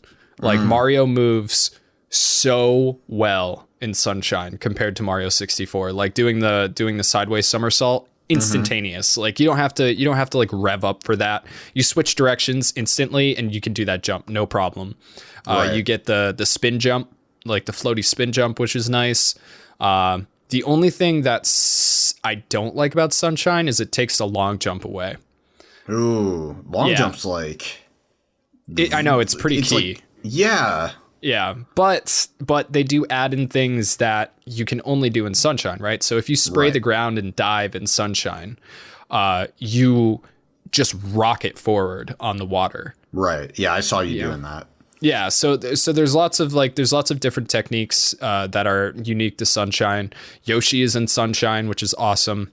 Though Yeah, Yoshi's, I saw you riding one of him. Yeah, he's a bit of a bitch though, because like if he gets in water, he dies instantly, and then you have to go find the fruit to like wake him up again. That can be really annoying. And like I said, there's just some parts of it are just like brutally hard. It's the only 3D Mario game where having a life system actually like means anything, because there's certain levels or missions where you go into like a secret cave or a secret opening and you get your flood pack removed. And then you have to go through this like very Mario obstacle course. It like the way that I think about it is like what 3D Mario would have been if they didn't make it an open world experience. Like that's what these levels are, and they are fucking rough, dude. And you will die and that kind of sounds awesome though. It is, but they are really difficult, and because because it's death on all sides, you know, you make a mistake and you fucking die, dude, you know? So like you get a game over and then you have to like for instance, I believe there's this one part and it takes probably 10 minutes to get to this one secret opening. Damn. And if I'm correct about it, and not only does it take 10 minutes to get to it, but it takes 10 minutes of very precise movements. And then when you get to it, the challenge is fucking brutal, dude. It is evil. Mechanically, it's not great. And it's very, very, very difficult to get the 8 red coins that you're supposed to get the way you're supposed to get them. And if you get a game over, it is like one of the most punishing fucking experiences, like having to get back to that area. So, you know, that's not something I look forward to, but I'm gonna do it eventually. But Mario Sunshine has been a lot of fun. The other thing that sucks about Mario Sunshine is that in order to get all the shine sprites, you need to get all the blue coins, and the blue coins are fucking everywhere, and that's rough. Not fair. They're not fair. Like for instance, I was on Pina Park, which is one of the levels, and I was going around on the beach. And for no reason, I was just spraying water all over the beach. And I noticed that I sprayed something that made like a weird sparkle, right? So I go over and I spray it more and I spray it more. And eventually it turns into like a blue outline of a shine sprite and a fucking blue coin pops out. And it was just like in the sand somewhere. It was just in the sand. Yeah, fuck that. Yeah, it's fuck that noise. I've never completed Super Mario Sunshine. I've gotten very close, but it's like, the blue coins are fucking fucked up. Yeah, and then, that's messed up. But then I have Galaxy to look forward to, and Super Mario Galaxy is a beautiful experience. It's a special game for me. I'm really excited to get that. Like I've been having a lot of fun playing like a bunch of new franchises, you know, because I went through like I went through Dragon Quest, and I think I was playing something before that too, and then I was replaying Tony Hawk, and then the Yakuza games. I'm doing a lot of new stuff. Playing all my favorite games. It's great. And I went back through Dark Souls recently and stuff. Like, I've been, since we haven't been able to go outside, I've just been playing and just putting money that I would put towards like going out for a nice meal or something towards gaming instead. Yeah. But I am excited to get back to some of my more of my gaming roots. Familiar after areas. Yakuza and just playing some Mario. That's going to be really, really fun. Yeah, it is too. And like Mario is one of those things that I don't really get burned out on. And maybe even after Galaxy, I'll go back and I'll play Mario Odyssey again. I don't know, maybe. I like beat the fuck out of that game. Sometimes when I absolutely trash a game, it's like I don't want to go back to that now. Yeah, like Breath of the Wild, for instance. Like when that came out, I like ripped through that game. I could still walk through that game like it was fucking yesterday. I just have no desire to play it again. No, I hear you. But anyway, Ty, we should move on to the next segment because we should look at some questions.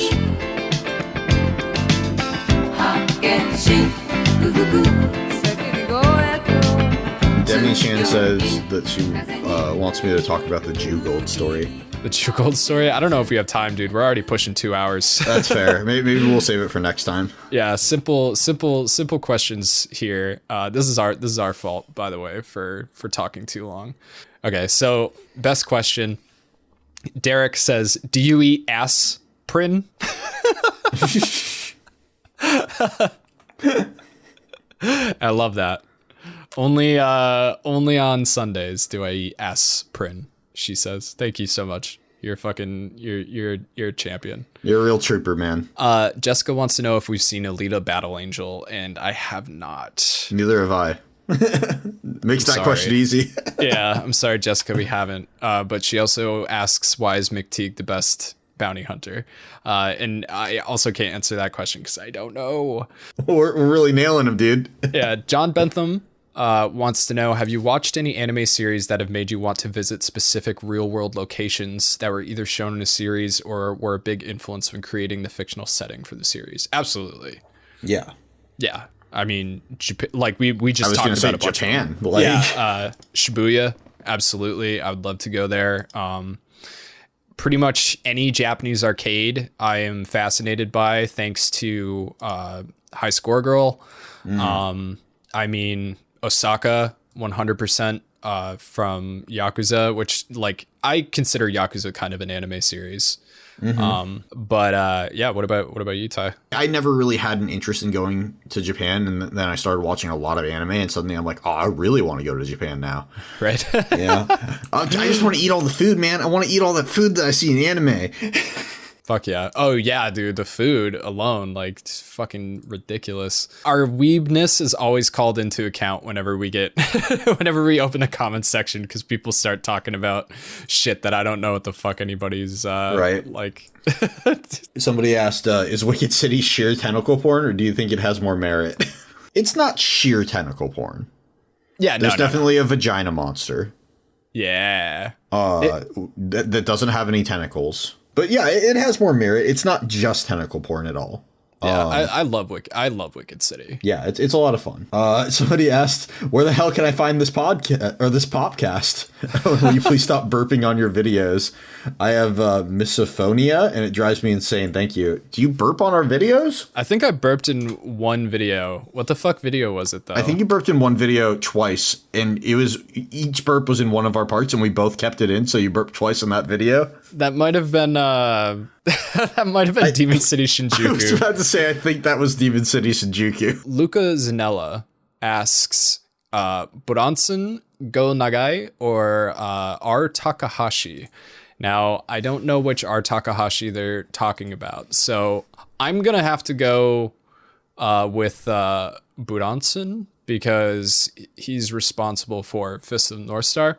It's so good. The only thing that would beat Fist of the North Star is like Berserk. Yeah, Berserk is really fucking good. Berserk's fucking metal as fuck. We got any other ones on YouTube? Yeah.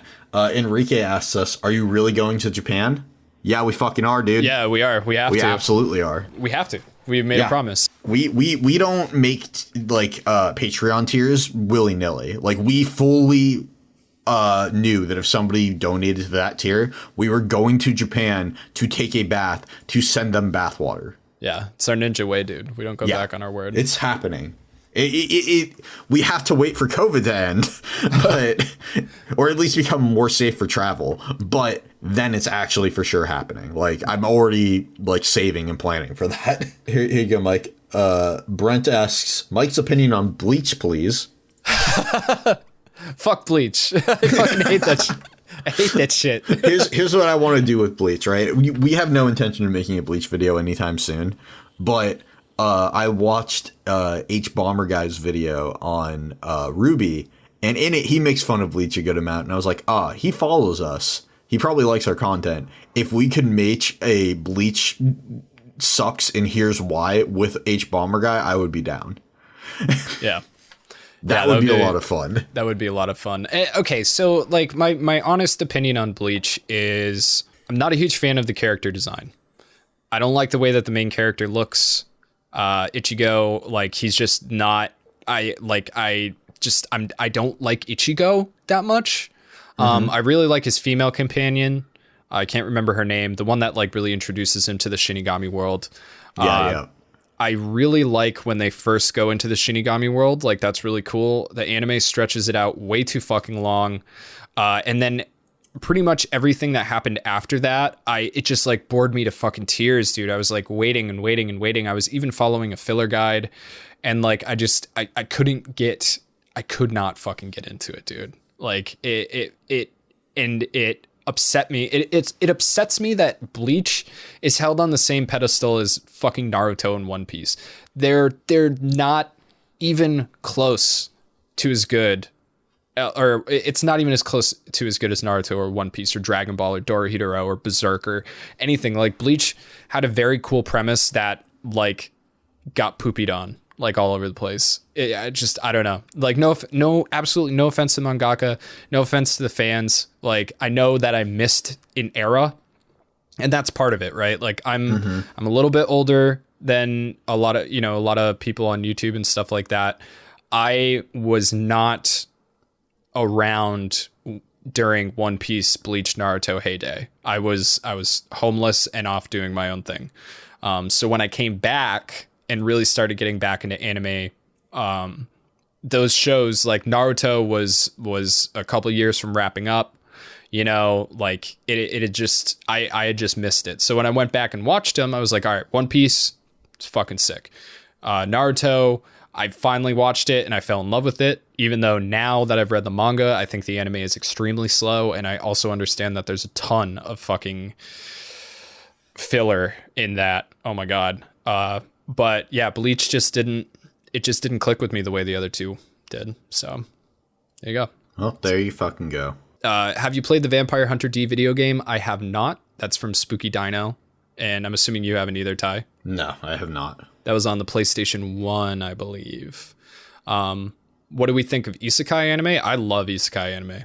Yeah, for the most part, it's great. I mean, there's some that are bad, but I mean, we're both like in love with ReZero, so that should tell you something. Yeah, ReZero, that time I got reincarnated by as a slime, fucking Shield Hero. Yeah, also my favorite anime is Dragon Maid, which is a reverse isekai. So yeah. And then what's that one about the girl I only wanted to level up my defense? That one was fun. Oh, yeah. Bofuri. Bofuri's fucking great, dude. It's so cute. Yeah. I love it. Like, isekai is to anime as ice cream is to food. Yeah. That's what I would say. Isekai is just fun. And Konosuba is one of my favorite anime of all time. So I fucking love Konosuba. Mostly for Darkness. Darkness is great. Do you guys plan on making a video for the film Mind Game? Yes. Eventually, yeah. We've watched it with the patrons, and it was a blast, but we definitely would need to watch it again. And we have our entire schedule for like the next 3 months filled out, so it'll be a hot minute. Any chance y'all will cover... Oh, and that was from Hua, by the way. Hua. Caleb Mon asks, any chance y'all will cover the next One Piece saga soon? That is a difficult question to answer. We have to get the channel back into a place where we can take a risk again. Right. So once we get there and we feel comfortable, yes. The other option is we will just make One Piece videos for Patreon. So maybe we'll do that. I'm not sure. We'll figure it out. Like the last time we made a One Piece video, it really hurt the channel because it got copyrighted immediately. And it got copyrighted in the worst possible way that it can get copyrighted. I'm not going to go into the multiple ways that can happen right now, but basically it really fucked us over. So we've been very hesitant to do it again. But Mike and I, we have been taking risks on YouTube since we've started. So I am sure we will get the channel back to where we want it to be. And then we'll be like, hey, let's do something maybe stupid. That's usually how we do things. And then there's a couple questions we can't really answer because we haven't seen the anime. Like Great Teacher Onizuka, I haven't seen. School Days, I may have seen, but I don't remember it. So sorry, Sean Murphy and Night of Awesome 100. Will we play the PS1 Devilman game from Anna Bananakin? Anna Bananakin. I love that name. Here it's quite interesting. I mean, I would love to. It's just about getting it or emulating it. Sounds like something that probably only came out in Japan. And Raymond, sorry that we haven't really talked that much about Devilman. We will soon once we get more into it. And Elder Castle, who listens to our podcast on YouTube every time, says, "Why are you weebs and what are weebs?" Why are you weebs? I don't know. I don't really think that I'm a. So I mean the traditional definition of a weeaboo is somebody. Stop trying to define my weebiness. well, a weeaboo is like, I feel like people have been trying to take it back, but it was originally like an insult, like calling somebody a redneck. You know what I mean? Like, being a weeb was basically being like a kind of disrespectful Japanophile. And I can't say that I'm not a Japanophile. Like, I don't worship Japan. I find Japan fascinating. I find it to be a brilliant example of the differences in the human condition as a whole. It is a unique environment with a very unique culture and unique society. And it is endlessly fucking fascinating that this developed in isolation on an island, and that they were able to go from 0 to 100 as far as modernization in less than a century, in 80 years. And they were fucking nuked. Like there is something very, very, very special about the Japanese people. And I find it fucking fascinating. Always. Yeah, and I totally agree. Their history is some of the most interesting history you can find. Yep. And you'll always find something new.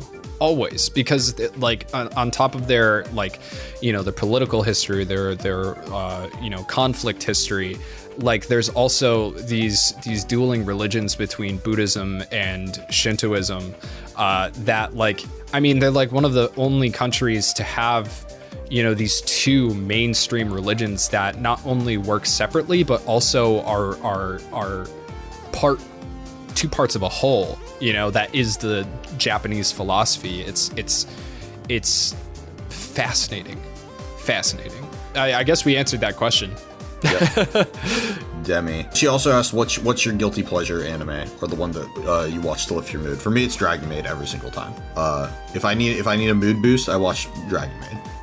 For me, it's usually some kind of battle ecchi, like Ikitosen is one of my favorites. Mocking Key, I like a lot. Sekirei, just something with like no reason titties, like awful upskirt camera angles all the time. That shit just makes me laugh. I love it. But yeah, that's it. So guys, thank you so much for listening to the Bonsai PopCast. I think this is our longest one yet, and it is just packed full of shit. I don't think we stopped at once. Not really. So yeah, it was a good time. So listen to Tyler, because Tyler has important things to say to you. Oh, you're just making me do it this time. No, I'm just fucking with you. Tyler, where can they find us on Twitter? I was like, oh fuck. It's at Bonsai_pop. On the Instagram. At Bonsai_pop. Where can they send us a Gmail, Tyler? bonsaipopteam@gmail.com. How about on twitch.tv? Twitch.tv/bonsaipop _pop. Patreon? Patreon.com/bonsaipop. And finally, the most important, YouTube, where we make our content. YouTube.com/bonsaipop, or just search Bonsaipop in YouTube, or just search Bonsaipop on fucking Google. Just search Bonsaipop, you'll find us. That's right. And I would like to send a very special shout out to our lucky patron of the week, Master Ninja Daug, who is currently playing Game Dev Tycoon. And we have a new top patron, so we have to fucking give it to him this week. Holy shit, Alpha Sigma AE, Yeah. Our Hot Spring Honey, my guy. Hot Spring fucking honey, dude. Thank you so much for being our lovely patrons. You're a crazy motherfucker, but thank you, dude. Yes, you're all crazy. You're all crazy in a good way. Crazy good. All right, guys. This has been the Bonsai PopCast. You all go out and have a good week. Bye. Bye, everybody.